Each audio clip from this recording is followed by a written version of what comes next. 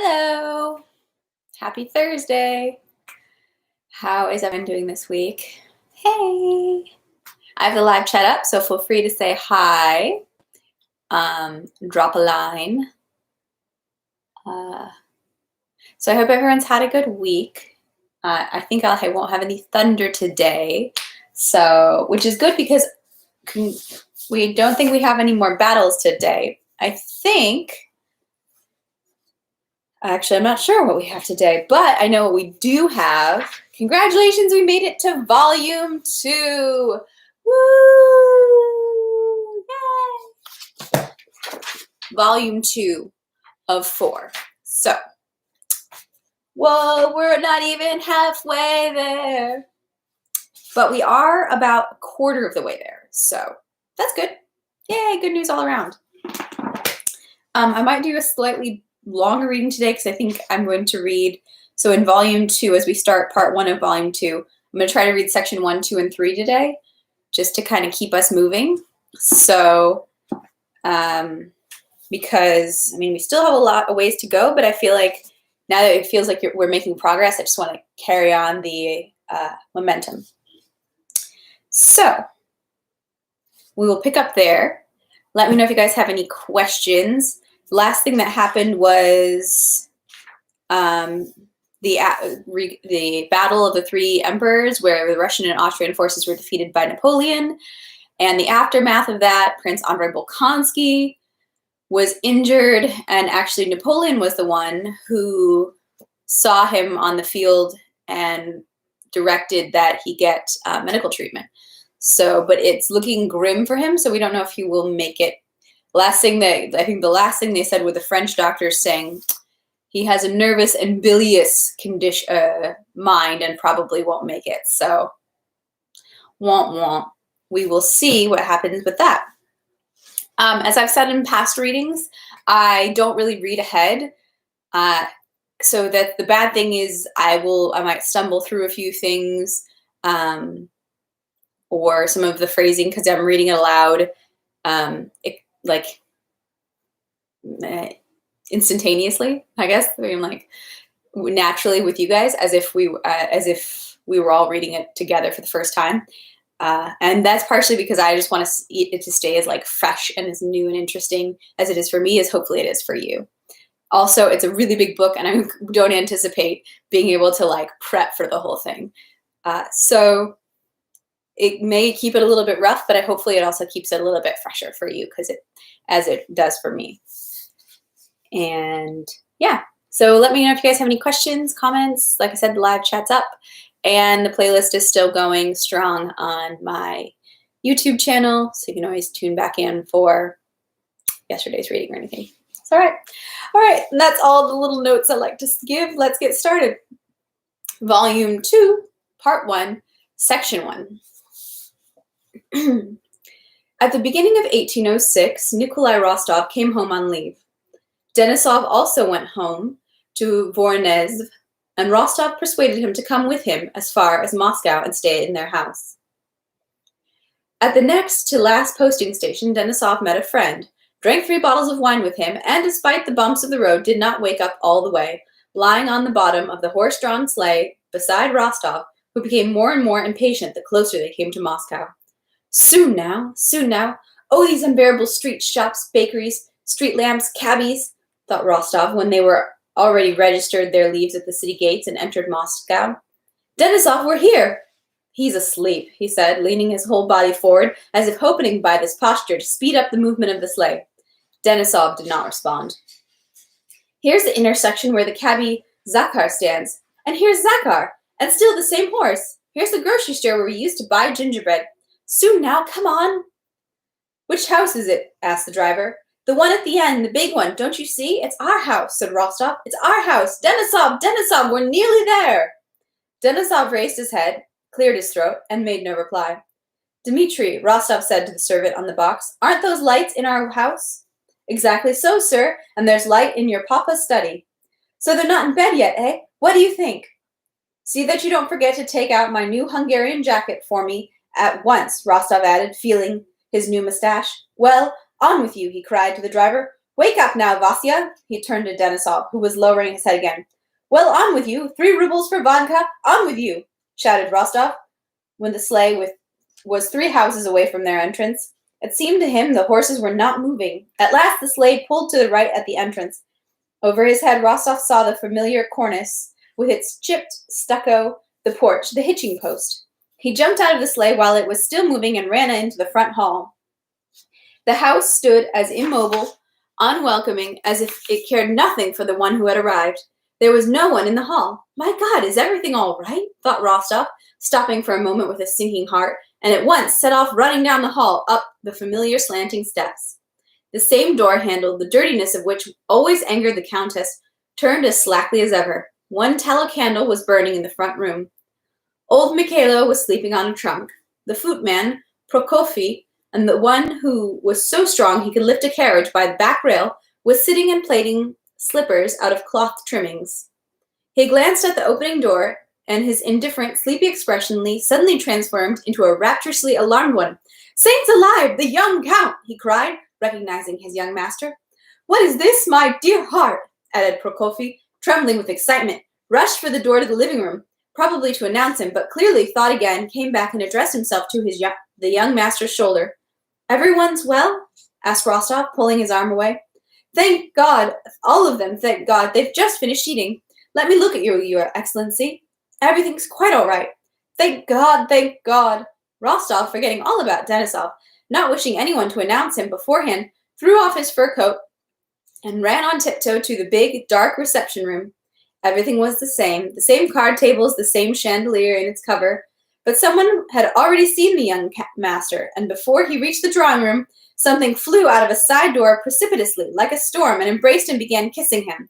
A second, then a third such being sprang from a third door, more embraces, more kisses, more shouts, tears of joy. He could not make out where and who was his papa, who was Natasha, and who was Petya. Everyone wept, talked, and kissed him all at the same time. Only his mother was not among them. He noticed that. And I didn't know. Nikolushka, Kolya, my friend. Here he is, our boy, so changed. No, candles, tea. Give me a kiss. Darling, and me too. Sonia, Natasha, Petya, Anna Mikhailovna, Vera, the old count, embraced him. Servants and maids filled the room, talking and eyeing. Petya clung to his legs. And me too, he cried. Natasha pulled him down to her and kissed his face all over, then jumped back and, holding the skirt of his Hungarian jacket, hopped up and down in one place like a little goat and shrieked piercingly. On all sides there were loving eyes, glistening with tears of joy. There were lips that wanted to kiss him. Sonia, bright red, also held him by the hand, all beaming in the blissful gaze she directed at his eyes, which she had been waiting for.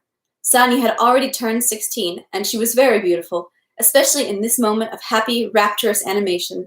She looked at him, not taking her eyes away, smiling and holding her breath. He glanced at her gratefully and was still waiting and looking for someone. The old countess had not come out yet. And then footsteps were heard at the door. The footsteps were so quick that they could not have been his mother's. But it was she, in a new dress, unfamiliar to him, which must have been made in his absence. Everyone let him go, and he ran to her. When they came together, she fell in his breast, weeping. She could not lift her face and only pressed it to the cold cords of his Hungarian jacket. Denisov, unnoticed by anyone, came into the room, stood there, and rubbed his eyes looking at them. Vasily Denisov, friend of your son, he said, introducing himself to the old count, who was looking at him questioningly. I bid you welcome. I know, said the count, kissing and embracing Denisov. Nikoloshka wrote to us. Natasha, Vera, here's Denisov. The same happy, rapturous faces turned to Denisov's shaggy little figure with its black mustaches and surrounded him. Darling Denisov, shrieked Natasha, besides herself with rapture, and she ran to him, embraced him, and kissed him. Everyone was embarrassed by Natasha's behavior. Denisov also blushed, but smiled, and taking Natasha's hand, kissed it. Denisov was taken to the room prepared for him, and all the Rostovs gathered in the sitting room around Nikolushka. The old countess, never letting go of his hand, which she kissed every other moment, sat next to him. The rest clustered around them, catching his every movement, word, gaze, and not taking their rapturously loving eyes off him. His brother and sisters argued, and snatched the places nearest to him from each other, fought over who was going to bring him tea, a handkerchief, a pipe. Rostov was very happy in the love that was shown him, but the first moment of their meeting had been so blissful that his present happiness seemed too little to him, and he kept waiting for more and more and more. The next morning, the new arrivals slept till past 9. In the adjoining room, sabers, bags, pouches, open suitcases, dirty boots lay about. 2 pairs of polished boots with spurs had just been put near the wall. The servants brought wash bins and hot water for shaving and brushed their clothes. There was a smell of tobacco and men. "Hey, Grishka, my pipe!" cried Vaska Denisov's hoarse voice. "Get up, Gristov!" Rostov, rubbing his glued-together eyes, raised his disheveled head from the hot pillow. "What, is it late?" "Yes, it's past 9. Oh, sorry. "Yes, it's past 9, Natasha's voice replied, and in the next room the rustle of starched skirts, whispers, and the laughter of girls' voices were heard, and through the slightly open door flashed some light blue ribbons, dark hair, and merry faces. This was Natasha with Sonia and Petya, who had come to see whether he had gotten up. "Nikolenka, get up!" Natasha's voice was again heard at the door. "Right away!" Just then Petya, glimpsing the sabers in the adjoining room and seizing them with the feeling of rapture which boys experience at the sight of a military older brother, and forgetting that it was improper for his sisters to see undressed men, opened the door. "Is this your saber?" he shouted. The girls jumped away. Denisov, with frightened eyes, hid his shaggy legs under the blanket, glancing at his friend for help. The door admitted Petya and closed again. Behind the door there was laughter. "Nikolenka, come out in your dressing gown," said Natasha's voice. "Is this your saber?" said Petya. "Or is it yours?" He turned to the mustached black Denisov with obsequious respect. Rostov hastily put on his shoes, his dressing gown, and went out. Natasha had put on one spurred boot and was getting into the other. Sonia was twirling and was just about to balloon her dress and crouched down when he came in. The 2 girls, in identical light blue dresses with fresh, red-cheeked merry. Sonia ran away, but Natasha, taking her brother under the arm, led him to the sitting room and started talking with him. They hastened to ask and answer each other about 1,000 little things that could only interest them. Natasha laughed at every word he said, and she said, not because what they were saying was funny, but because she felt merry and was unable to hold back her joy, which expressed itself in laughter. "Ah, how good! Excellent!" she added after every word. Rostov felt how his face and soul expanded under the influence of these hot rays of Natasha's love, for the first time in a year and a half, into that childish and pure smile which he had not once smiled since he left home. "No, listen," she said. "You're quite a man now. I'm terribly glad you're my brother." She touched his mustache. "I'd like to know how you men are. Are you like us?" "No. Why did Sonia run away?" Rostov asked. "Ah, that's a whole other story. How are we going to address Sonia? As Miss or not?" "However it happens," said Rostov. "Address her as Miss, please. I'll tell you later." "But what?" "Well, then I'll tell you now. You know that Sonia's my friend. Such a friend that I'd burn my arm for her. Look here." She pushed up her muslin sleeve and showed a red mark on her long, thin, delicate arm below the shoulder, but far above the elbow, where it's covered even by ball gowns. "I burned it to show her my love. I just heated a ruler in the fire and pressed it there." Sitting in his former schoolroom on the sofa with padded armrests and looking into Natasha's desperately lively eyes, Rostov again entered that world of his family and childhood which had no meaning for anyone but him, but which had proved him with one of the best enjoyments in life. And the burning of the arm with the ruler to show love did not seem nonsense to him. He understood and was not surprised at it. "So what then?" he merely asked. "Well, we're such friends. Such friends. This is just silliness, the ruler, but we're friends forever. If she loves someone, it's forever. I don't understand it. I forget at once." "Well, so what?" "Well, so she loves me and you." Natasha suddenly blushed. "Well, you remember before you left, she says you should forget it all. She said, 'I'll always love him, but let him be free.' That's excellent. Excellent and noble, isn't it? Right? Right? Very noble, right?" Natasha asked so earnestly and excitedly that it was clear that what she was saying now she had said before through tears. Rostov pondered. "I don't take back my word in anything," he said. "And besides, Sonia is so lovely. What fool would renounce his happiness?" "No, no," cried Natasha. "She and I already talked about it. We know you'd say that, but it's impossible because, you see, if you say that, if you consider yourself bound by your word, it comes out as if she'd said it on purpose. It comes out as if you're forced to marry her, and it doesn't come out right at all." Rostov saw that they had thought it out very well. Sonia had already struck him with her beauty yesterday. Today, having glimpsed her fleetingly, he thought her better still. She was a lovely 16-year-old girl, obviously passionately in love with him. He did not doubt it for a moment.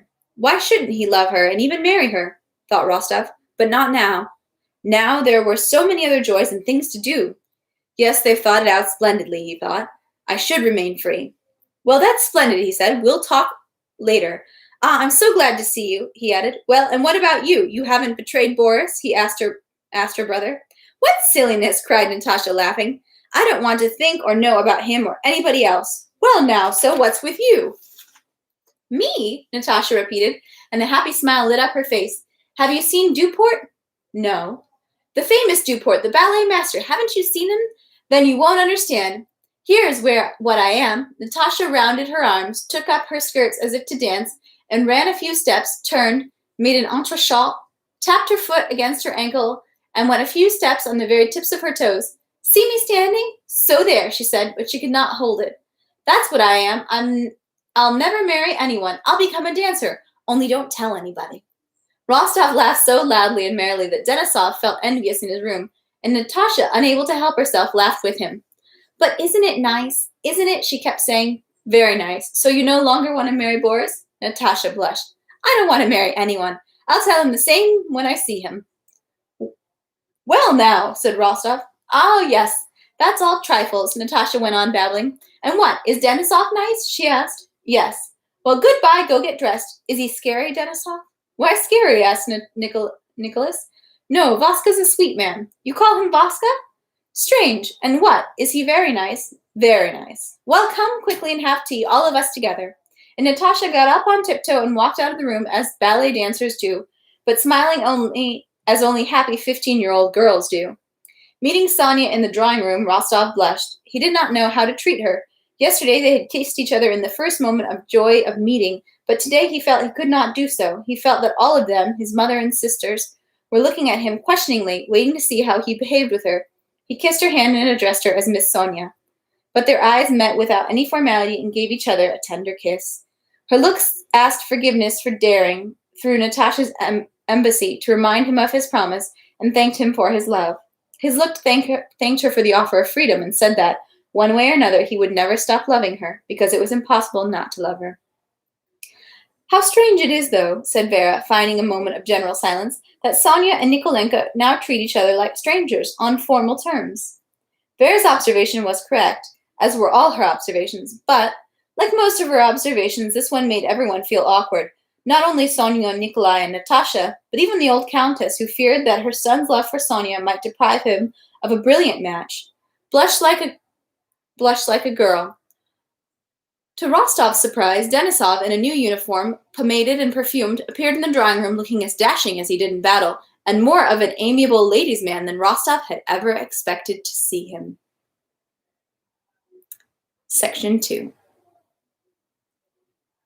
Having returned to Moscow from the army, Nikolai Rostov was received by all the family as the best of sons, a hero, and their darling Nikolushka, by relatives as a nice, agreeable, and courteous young man, by acquaintances as a handsome hussar lieutenant, an adroit dancer, and one of the best suitors in Moscow. All Moscow was acquainted with the Rostovs.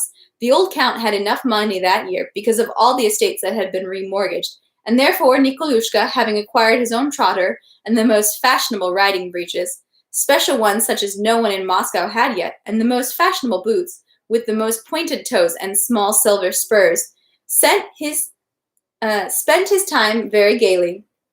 Rostov, on returning home, experienced a pleasant feeling after measuring himself for a certain time against the old conditions of life. It seemed to him that he had grown and matured greatly.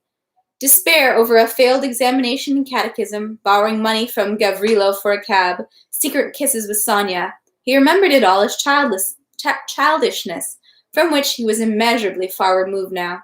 Now he was a lieutenant of the hussars, in a silver-trimmed dolman with his soldier St. George, preparing his trotter for a race together with well-known, older, respectable fanciers. He had a lady acquaintance on the boulevard whom he visited in the evenings. He led the mazurka at the Arkarov's ball, talked about the war with Field Marshal Kamensky, visited the English club, and was on familiar terms with a 40-year-old colonel whose acquaintance he had made through Denisov. His passion for the sovereign weakened somewhat in Moscow, since he did not see him during that time. But all the same, he often told about the sovereign, about his love for him, letting it be felt that he was not telling at all, that there was something else in his feeling for the sovereign that not everyone could understand. And he shared with all his soul the general feeling at that time in Moscow of adoration for the Emperor Alexander Pavlovich, who in Moscow at that time was given the nickname of Angel in the Flesh. During Rostov's short stay in Moscow before leaving for the army, he did not become closer, but on the contrary, drew away from Sonia. She was very pretty, sweet, and obviously passionately in love with him, but he was in that season of youth where one seems to have so much to do that there is no time for that, and a young man is afraid of being tied down. He cherishes his freedom, which he needs for many other things. When he thought about Sonia during his stay in Moscow, he said to himself, there will be, and there are many, many like her, somewhere, whom I don't know yet. I'll still have time when I want to occupy myself with love, but right now I'm busy.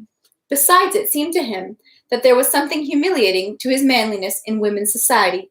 He went to balls and into women's society, pretending that he was doing so against his will. The races, the English club, carousing with Denisov, going there, that was another matter. It was suitable to a dashing hussar. At the beginning of March, the old Count Ilya Andreevich Rostov was taken up with arranging a dinner at the English club in honor of Prince Bagration. The Count walked about the reception hall in his dressing gown, giving orders to the club manager and to the famous Fiokist, the head chef of the English club, about asparagus, fresh cucumbers, strawberries, veal, and fish for Prince Bagration's dinner. The Count had been a member and trustee of the club since the day it was founded. He had been charged by the club with arranging the celebration for Bagration, because few men could arrange a feast with such largesse and hospitality, especially because few men could and would supply their own money if it was needed to arrange the feast.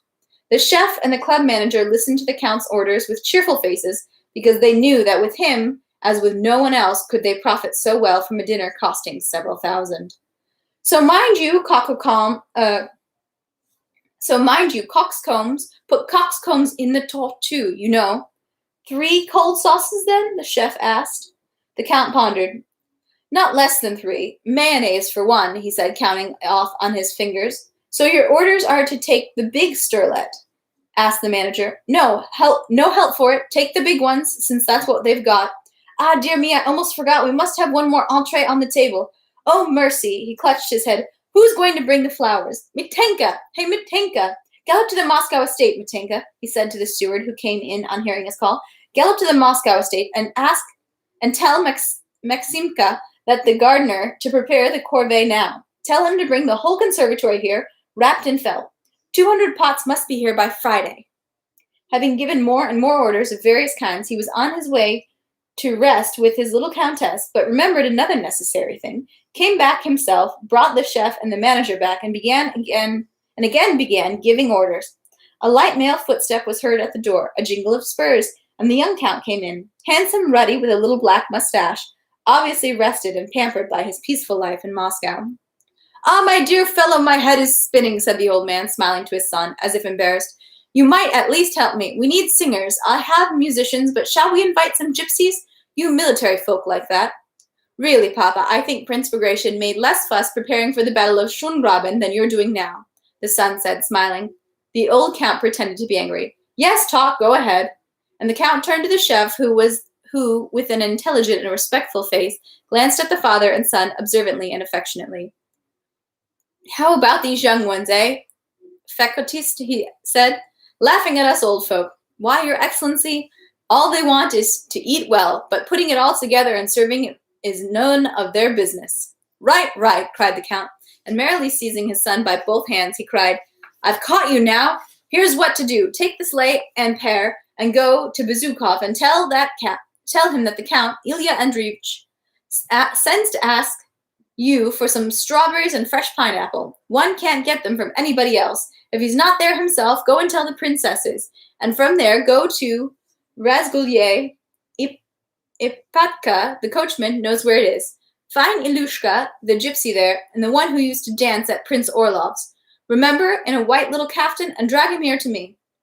"Shall I have him bring gypsy girls?" Nikolai asked, laughing. "Well, well." Just then Anna Mikhalovna stepped audibly into the room, with the businesslike, preoccupied, and at the same time meek Christian look that was never left her.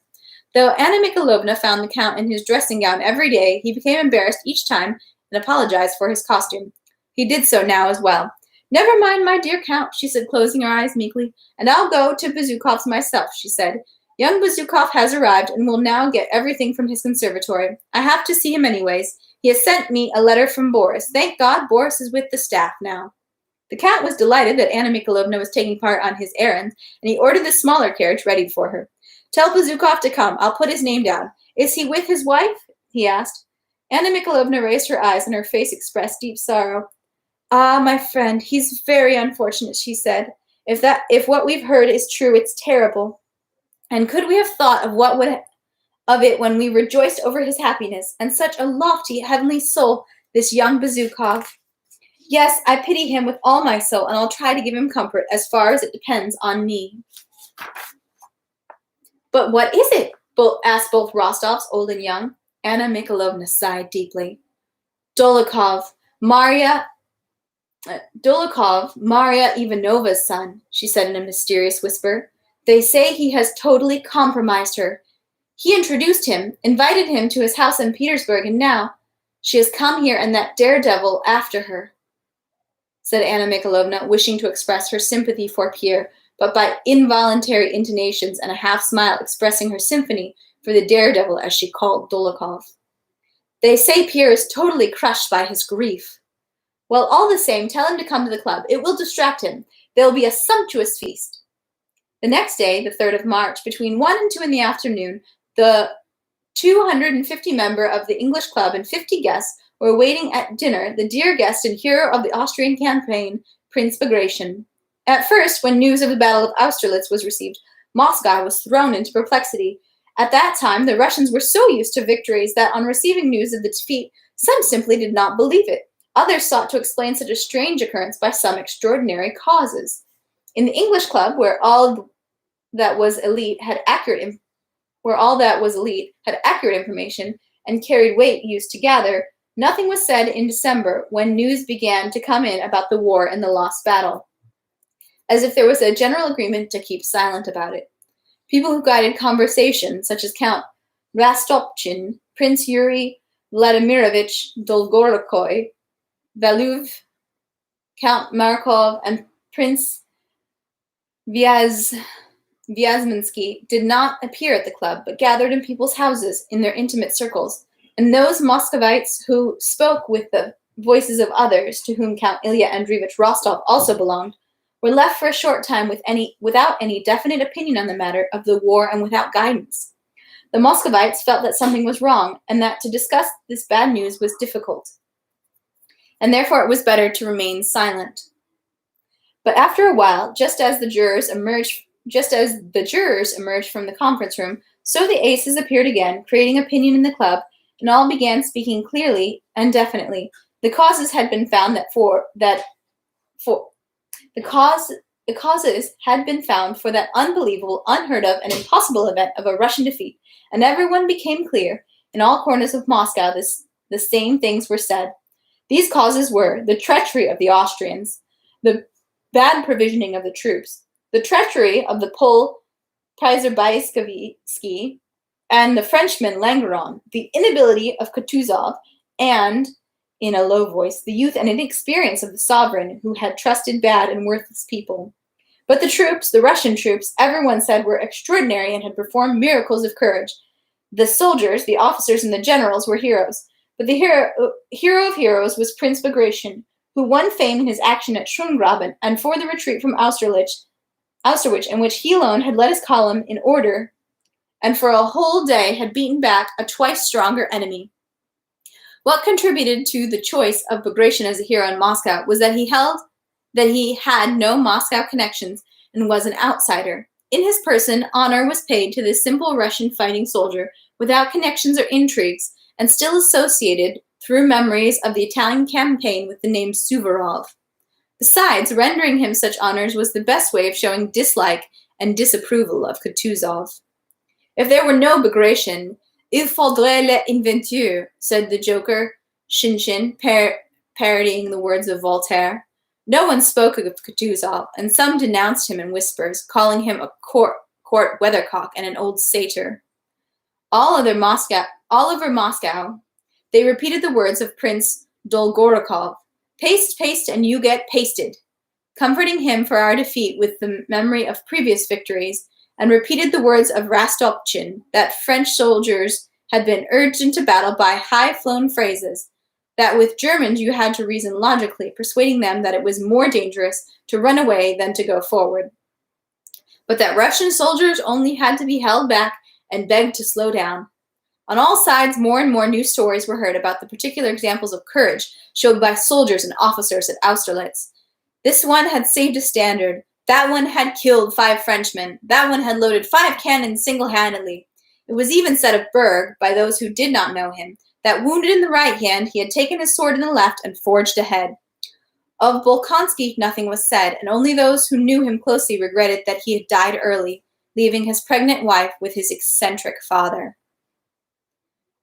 Section 3.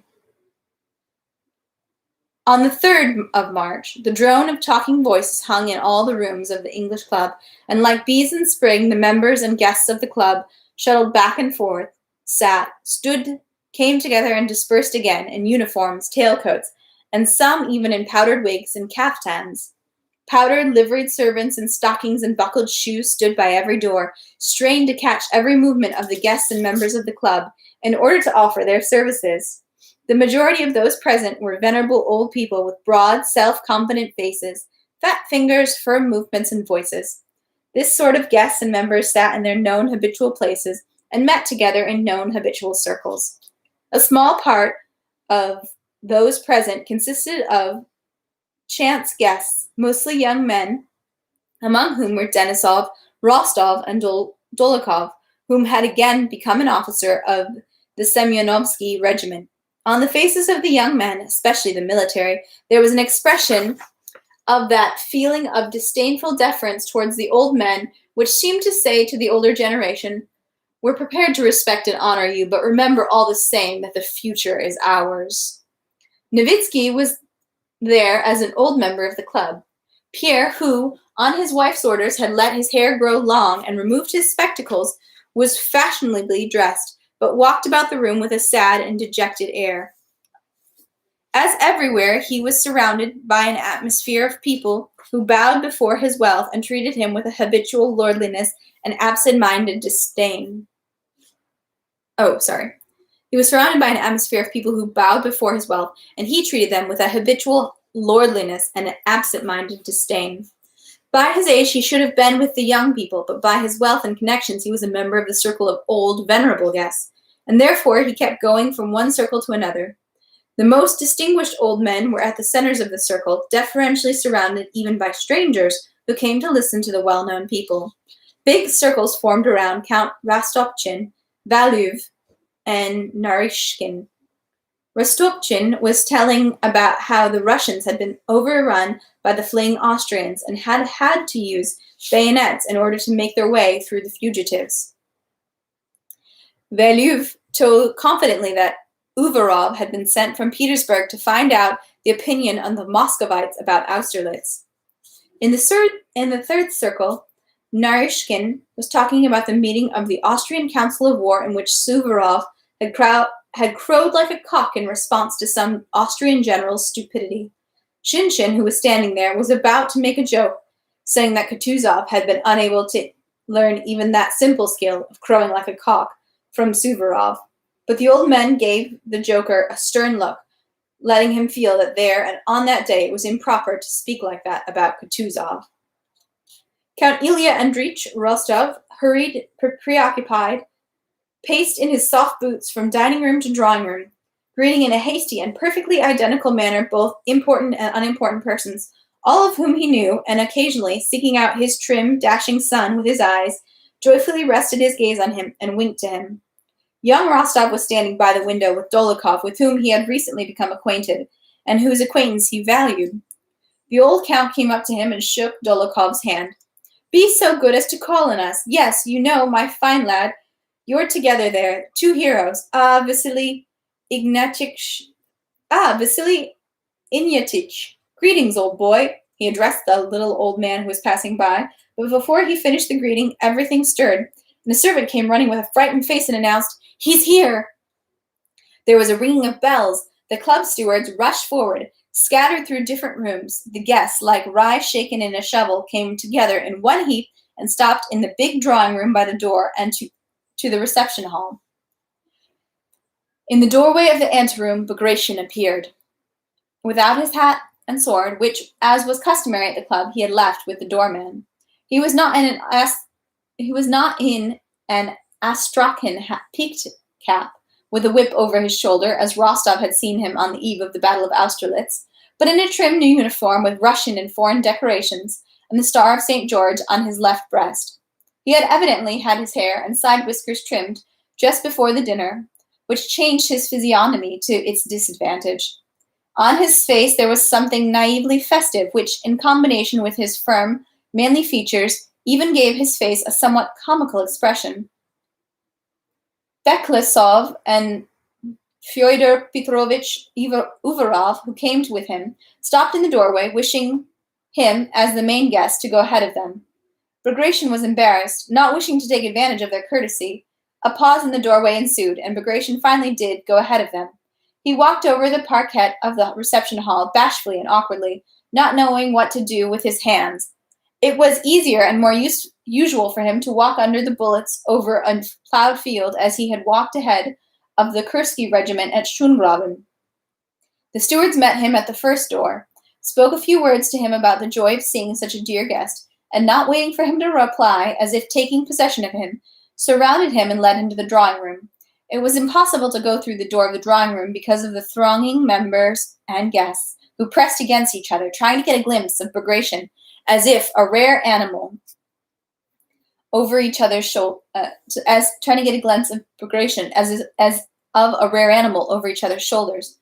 Count Ilya Andrich, more energetically than anyone, laughed and repeated, "Allow me, mon cher, allow me, allow me." Pushing through the crowd, led the guests to the drawing room and seated them on the middle sofa.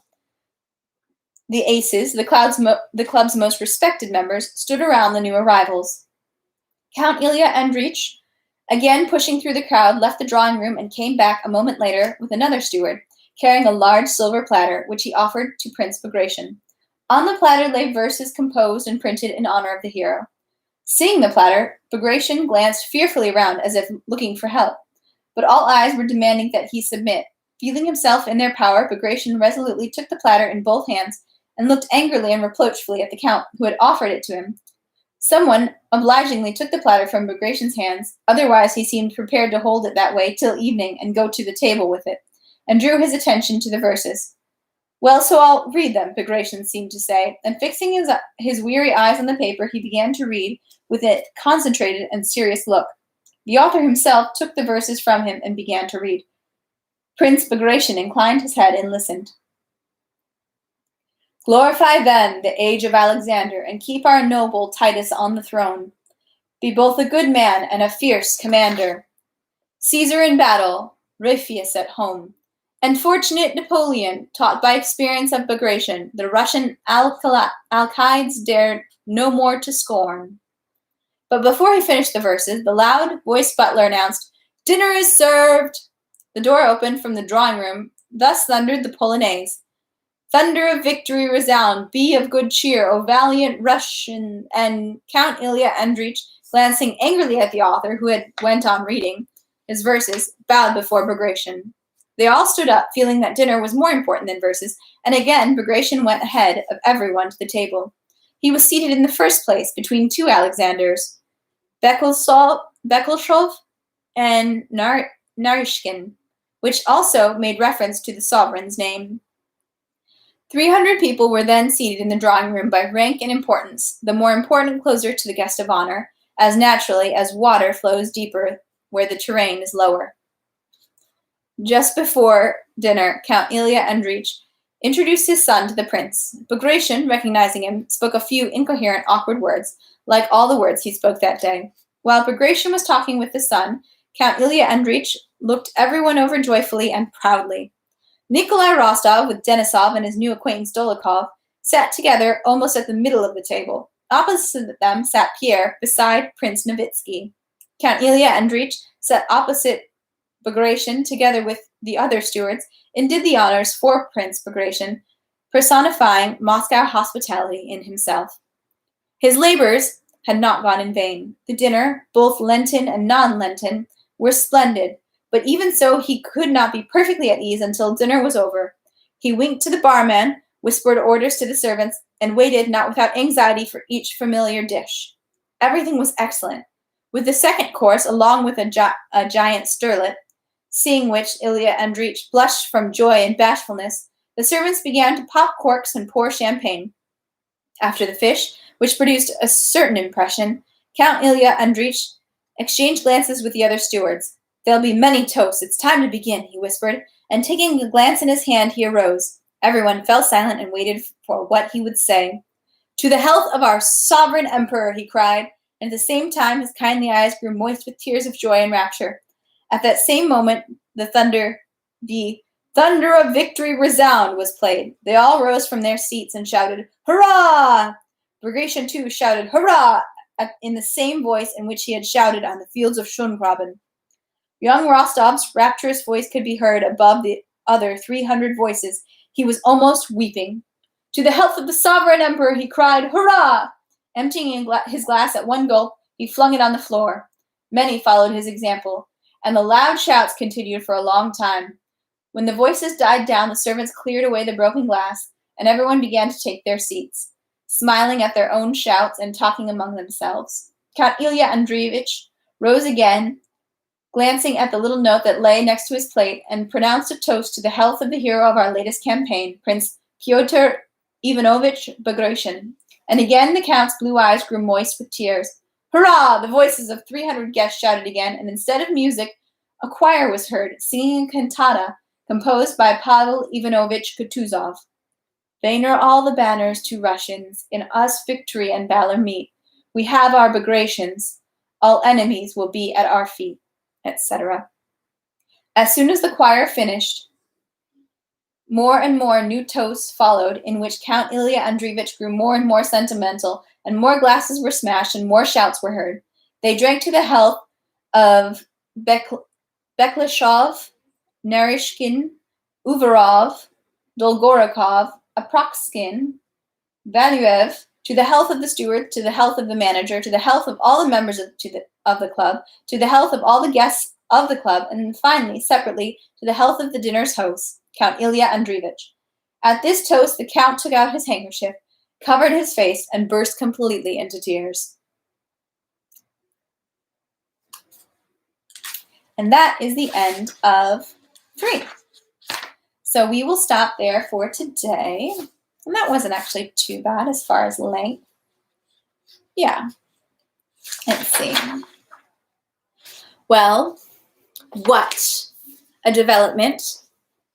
So after all his back and forth about whether or not to marry Prince Helen, Prince Vasily's daughter, that Pierre had all that back and forth and tumult in himself about whether or not to marry her and whether or not it would be right. It seems maybe she's had an affair, or there's definitely some sort of bad rumors flying about her and Dolokhov, which is interesting that they're seated, him and Dolokhov are now seated across from each other at the table, and Dolokhov used to be like his mate, his friend, so that seems a bit weird.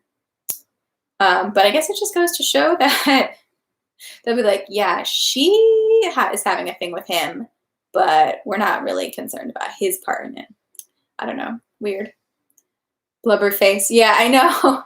I kind of really love Count Rostov, the older Count Rostov, because he's such like an emotional man. He like cares so much about like food and parties and like getting people together. I relate to him a lot. Like, and then he's like, he gets so sentimental about things. He's like, I think he'd be one of my favorite characters again. And it seems like my other favorite character, Prince Bolkonsky, if you caught that, had in fact died. So that's sad.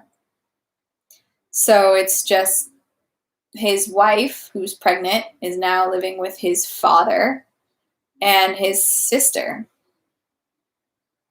So, yeah, so lots of partying. And yeah, I'm kind of wondering too about what's going to happen with Sonia and Nikolai Rostov, because she seems so sweet, but I don't know. Yeah, the dad, Volkansky, is a nutcase. He's kind of funny. He's a nutcase. But yeah, lots of interesting characters, and I don't think the wealth and his new status in society has necessarily been for the better of Pierre. So we'll see as we hear more about him if it has or it hasn't. But I'm glad that when they got back to Moscow, all of the Rostovs were still in good health. That's good. Natasha is also crazy. Natasha Rostov, she is, speaking of nutcases, she's a little wackadoo. But she's like a 15-year-old girl, so she's like still a kid. She's like all over the place. I love him. No, I'm in love with him. I want to marry this guy. No, this guy. No, I don't want to marry anyone. I want to be a ballet dancer. But don't tell anybody. Gotta love her. Run away, child. She's a little wild card. I'm predicting that she's going to be the wild card. So, hormones, yeah, definitely. 15, it's rough. Been teenage years. So that's all for today, friends. We will tune in tomorrow for some more. Let me know if you have any questions, and I hope you guys have a great rest of your day. Thank you. Happy Thursday.